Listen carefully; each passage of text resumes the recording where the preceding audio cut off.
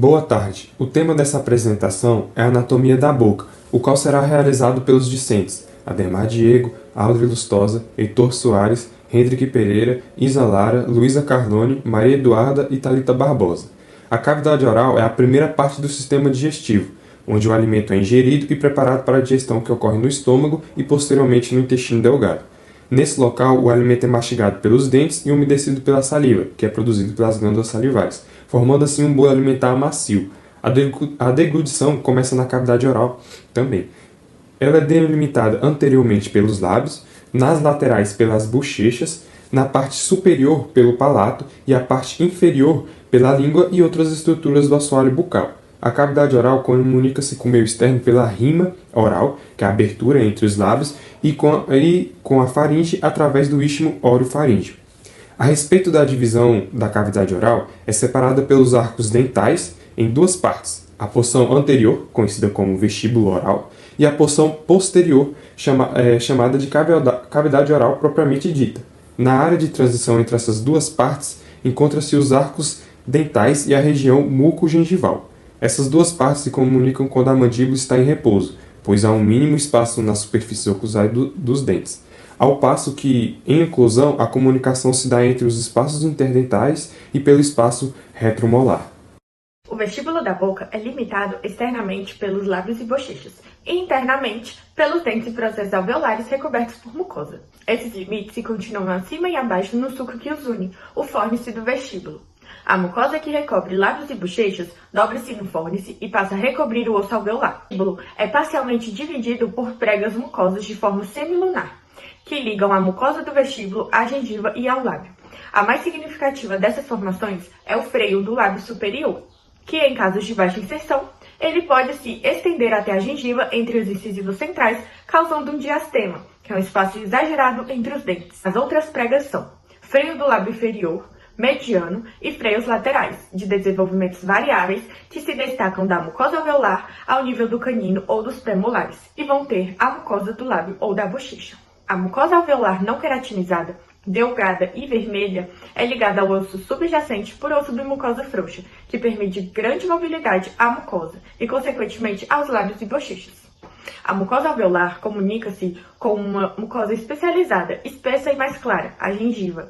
O limite entre ambas é percebido como uma linha sinuosa, a junção mucogengival. A maior parte da gengiva é firme, queratinizada e bem aderida. Essa aderência dá-lhe o aspecto pontilhado pela atração de fascículos colágenos que a ligam fortemente ao osso. Essa gengiva é denominada inserida. Em continuação a ela, há a gengiva livre, que é móvel, mais lisa e brilhante, e menos consistente, que corresponde à porção que circunda o colo do dente. Uma projeção se insinua em cada espaço interdental, a papila interdental, e atrás de cada último molar se eleva a papila retromolar. É através da papila interdental que a gengiva vestibular continua com a gengiva lingual. O palato é a estrutura que forma o teto da cavidade oral e o assoalho da cavidade nasal, sendo dividido em duas partes principais, o palato duro e o palato mole ou véu palatino.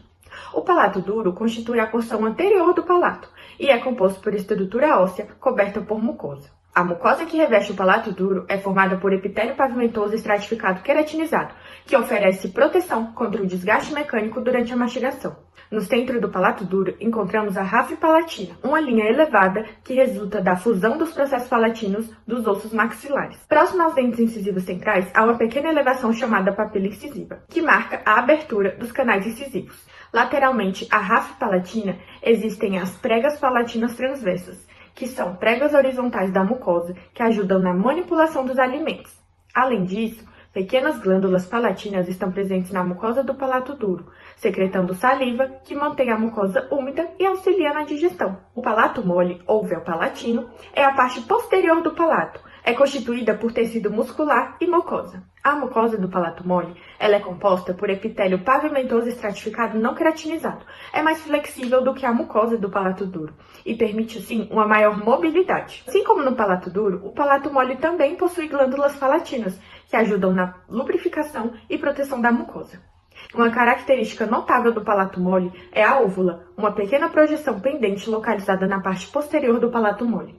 A úvula desempenha um papel importante na deglutição impedindo que os alimentos entrem na nasofaringe e na articulação de certos sons durante a fala. O istmo da garganta é a porção da faringe que está no nível da boca, comunicando a cavidade da boca à bucofaringe ou orofaringe. É formada acima pelo palato mole, abaixo pela raiz da língua e aos lados pelos arcos palatoglosso e palatofaríngeo. Esses dois arcos, a partir do palato, dirigem-se latero-inferiormente em direção à língua e à faringe.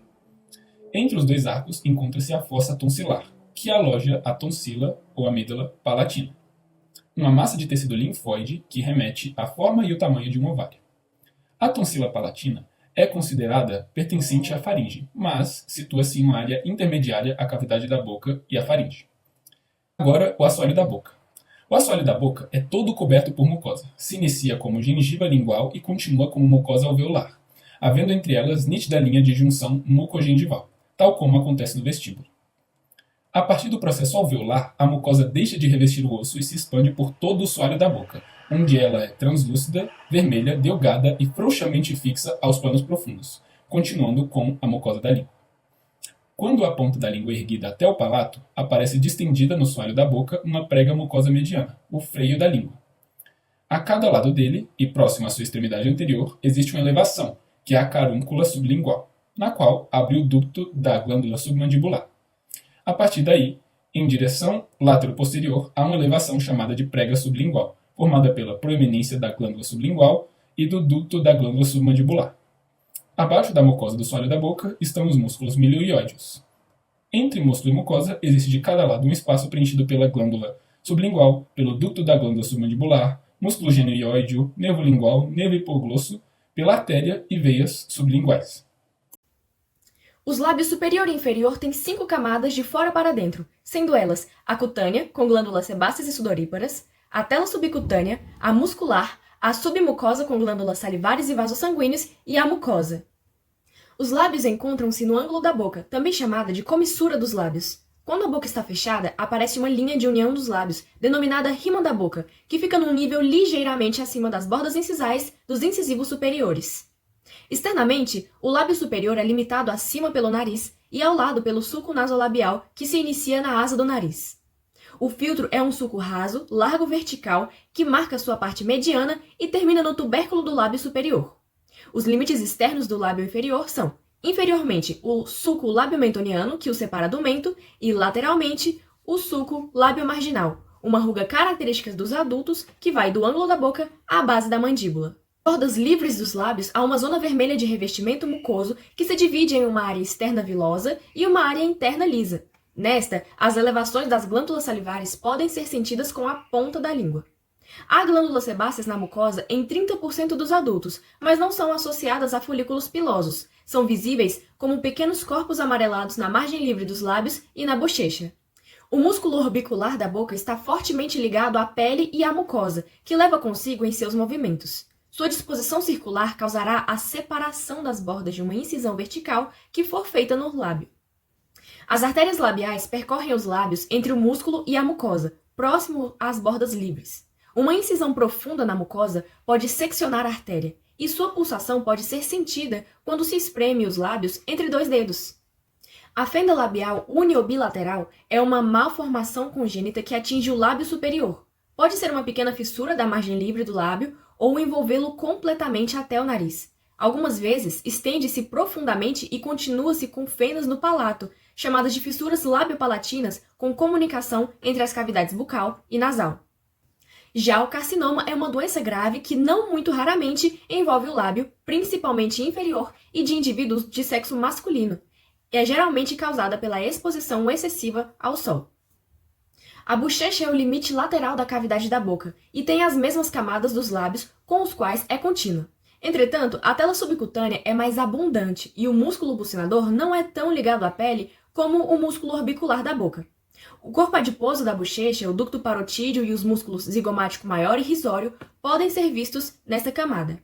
A bochecha também possui uma camada glandular bem mais escassa do que a dos lábios. A mucosa acompanha os movimentos do bucinador, pois está bem fixado a ele e não apresenta vasos sanguíneos grandes na submucosa, como acontece com os lábios. Superior e inferiormente, termina no fórnice do vestíbulo e, posteriormente, limita-se com a ráfia ptérigo-mandibular. importante ponto de referência para a anestesia do nervo alveolar inferior. Essa prega é formada pelo ligamento pterygomandibular, recoberto por mucosa, que fica tenso e bem saliente quando a boca está aberta. Na altura do segundo molar superior, há uma saliência, a papila parotídea, que protege a desembocadura do ducto parotídeo. Ela pode ser sentida com a ponta da língua. A língua é um órgão muscular e tem diversas funções, como o auxílio na mastigação e deglutição, além de sua participação na fala, sua capacidade de detectar sabores, além de textura de alimentos, entre diversas outras funções. Quanto à divisão anatômica da língua, os 2 terços anteriores compreendem o dorso, que é a parte superior da língua, as margens, que são as laterais do órgão, a face inferior e o ápice, que é a sua extremidade mais anterior, enquanto o terço posterior é referido como base ou raiz.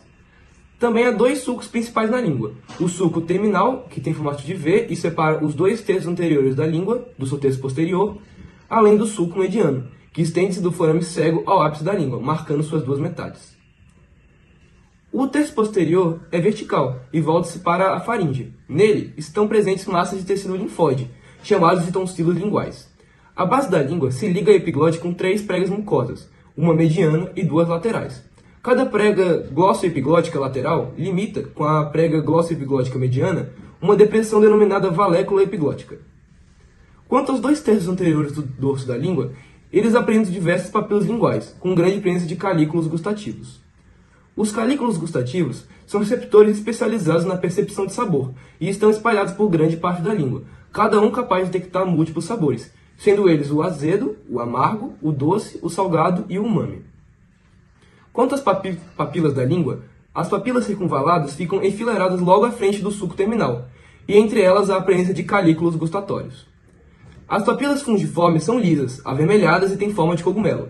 Elas estão localizadas em maior densidade no ápice e nas margens da língua. São percebidas como pontos avermelhados em indivíduos vivos, e elas também possuem calículos gustatórios. As papilas filiformes são longas e estreitas, com forma de fio presente por todo o dorso da língua, e conferem a este um aspecto piloso. Elas não possuem calículos gustatórios e possuem, na verdade, corpúsculos de tato. E por último, as papilas folhadas, localizadas na parte posterior das bordas da língua e possuem calículos gustatórios. Enfim, os calículos gustatórios também estão presentes na parte posterior da margem da língua, e alguns estão distribuídos espaçadamente no palato mole, na epiglote e na parede posterior da faringe. Quanto aos músculos da língua, eles são classificados em 2 tipos, com base na sua origem. Os músculos intrínsecos da língua, que são aqueles que têm origem e inserção no próprio órgão, têm função de modificar o formato da língua, sendo assim responsável pelos seus movimentos finos e precisos. Enquanto os músculos extrínsecos são aqueles com inserção na língua e origem fora dela. Eles, além de dar forma à língua, também geram sua movimentação em todas as direções e ajudam na sua ancoragem. Quanto aos músculos intrínsecos, o músculo longitudinal superior e o músculo longitudinal inferior estão presentes na língua, um na parte superior e outro na inferior, ambos com fibras antero-posteriores. Quando eles contraem, a língua se encurta, fazendo com que seu ápice seja levado para cima e para trás, consequentemente, se tornando mais espessa e mais larga. O músculo transverso tem fibras transversas, e assim, quando ele contrai, a língua se estreita, espessa e se alonga. O músculo vertical tem fibras verticais, e assim, sua função é tornar a língua mais larga e mais longa, ao se contrair. A interação mútua desses músculos dão diversas formas e posições à língua, possibilitando diversas funções. Quanto aos músculos extrínsecos, o músculo genioglosso é o maior músculo da língua e origina-se na espinha mentoniana da mandíbula. Ele se abre em leque para se inserir por toda a parte inferior da língua, desde o ápice à raiz. Ele age na sua protrusão, com suas fibras médias e posteriores, na depressão, com todas as fibras, e na retração da ponta da língua, com as fibras anteriores. O músculo ioglosso origina-se no corno maior e no corpo dorso-hioide, e se insere na parte inferior e lateral da língua, principalmente em sua base. Tem função de depressão e de retrusão do órgão, principalmente se ela estiver fora da boca. O músculo estiloglosso tem origem no processo estiloide e penetra na porção posterior, lateral e inferior da língua. Assim, ele é retrusor e levantador do órgão. Por fim, o músculo palatoglosso tem origem na superfície inferior da aponeurose palatina e insere-se na língua posterior-lateralmente. Ele é considerado por alguns autores como um músculo do palato, mais do que da língua, já que ele pode agir como levantador na língua, mas, caso ele esteja fixa, ele tem a função de abaixar o palato mole. A inervação da língua envolve tanto a sensibilidade quanto o movimento. A sensibilidade geral dos 2/3 anteriores da língua, incluindo dor, temperatura, tato e pressão, é conduzida pelo nervo lingual, ramo sensitivo do nervo mandibular, o qual é parte do nervo trigêmeo. O nervo lingual é formado principalmente por fibras de sensibilidade geral, mas também inclui fibras aferentes gustatórias conectadas às papilas linguais dos 2/3 anteriores da língua. A sensibilidade gustativa dos 2/3 anteriores da língua é conduzida pelo nervo corda do tímpano, que se origina do nervo facial. Esse nervo transporta fibras gustatórias dos 2/3 anteriores da língua e se junta ao nervo lingual, que o leva até a fossa infratemporal. Já o terço posterior da língua é inervado pelo nervo glossofaríngeo, que transmite a sensibilidade geral do terço posterior da língua, das tonsilas e da mucosa da faringe. Ele também transmite sensibilidade gustativa no terço posterior da língua. Além disso, esse nervo participa dos reflexos do vômito e deglutição, e inerva a glândula parótida, sendo, portanto, um nervo misto. Na inervação motora, tem-se o nervo hipoglosso, que é o principal nervo motor da língua. Ele distribui ramos para todos os músculos da língua, exceto o músculo palatoglosso, que é inervado pelo nervo vago. O nervo hipoglosso nasce no bulbo, passa pelo canal do hipoglosso até o pescoço, desce sobre o ventre posterior do digástrico e chega à região submandibular, onde se localiza entre os músculos milioide e ioglosso. Abaixo do ducto submandibular e do nervo lingual, ele penetra na língua e distribui ramos para os músculos extrínsecos e intrínsecos da língua. É importante destacar que lesões no nervo lingual podem resultar em perda de paladar e sensibilidade na parte anterior da língua. Já lesões no nervo hipoglosso podem causar paralisia unilateral da língua, onde há o desvio da mesma para o lado afetado, podendo levar à hemiatrofia, onde parte afetada da língua pode diminuir de tamanho devido à perda de massa muscular. Acerca da influência da língua na boca, tem-se que a língua, os lábios e as bochechas constituem complexos musculares que influenciam a posição vestibulolingual dos dentes. Como se equivalem em força, ficam numa posição equilibrada. Entretanto, esse equilíbrio pode ser perturbado se a língua for muito volumosa e fizer muita pressão nos dentes, provocando assim a expansão dos arcos dentais. A respeito dos distúrbios da língua, existe a macroglossia, que pode ser verdadeira, com o aumento real da língua, ou relativa, quando a cavidade oral é insuficiente para o tamanho da língua. As causas incluem malformações vasculares, hipertrofia muscular e tumores, sendo a síndrome de Down uma das causas mais comuns de macroglossia relativa. Essa incompatibilidade pode causar deformidades dentárias e musculoesqueléticas, além de problemas na fala e no manejo das vias aéreas, podendo levar até mesmo à obstrução. Uma língua muito longa e estreita pode se insinuar entre os incisivos, provocando a mordida aberta. Outra condição é a língua geográfica, a qual afeta o dorso da língua, caracterizada pela perda das papilas filiformes com lesões rodeadas por bordas esbranquiçadas que variam em aparência e duração. Assim, o estudo da cavidade oral pode ser importante para a avaliação de processos inflamatórios decorrentes de infecções de origem dental. Uma relevância clínica importante para a vida de um profissional da área odontológica é a anestesia.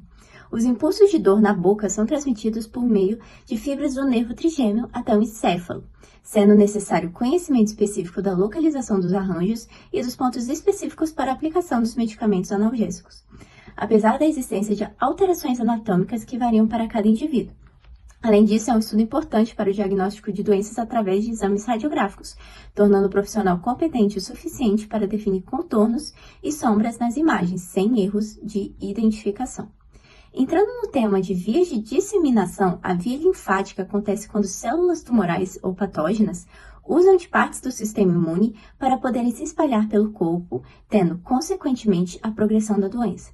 Dessa maneira, os linfonodos podem ser usados como indicativo no exame físico para determinar o aparecimento de doenças. Isso pode ser visto, por exemplo, em neoplasias malignas, no qual o linfonodo se torna palpável ao se examinar a cadeia ganglionar do paciente, e sendo possível de fazer um diagnóstico precoce de câncer de cabeça e pescoço. A via de disseminação venosa pode acontecer por bactérias que entram diretamente na corrente sanguínea, por meio de lesões na cavidade oral, podendo se espalhar rapidamente por todo o organismo. Já a via de disseminação entre espaços conjuntivos é uma das mais comuns na odontologia. Ela acontece quando uma infecção aumenta e o pus se insere dentro dos tecidos conjuntivos, causando um abscesso na região, mas pode ser contido por barreiras anatômicas do próprio paciente. Por exemplo, infecções periapicais vão em direções a áreas de menor resistência, e o osso alveolar é uma das primeiras barreiras que essa infecção encontra, sendo necessário um tratamento no canal ou extração dentária para o seu desaparecimento. De acordo com Madeira, 2014, a propagação da infecção odontogênica depende dos dentes que estão sendo analisados, devido à localização e às barreiras anatômicas que cada um enfrenta.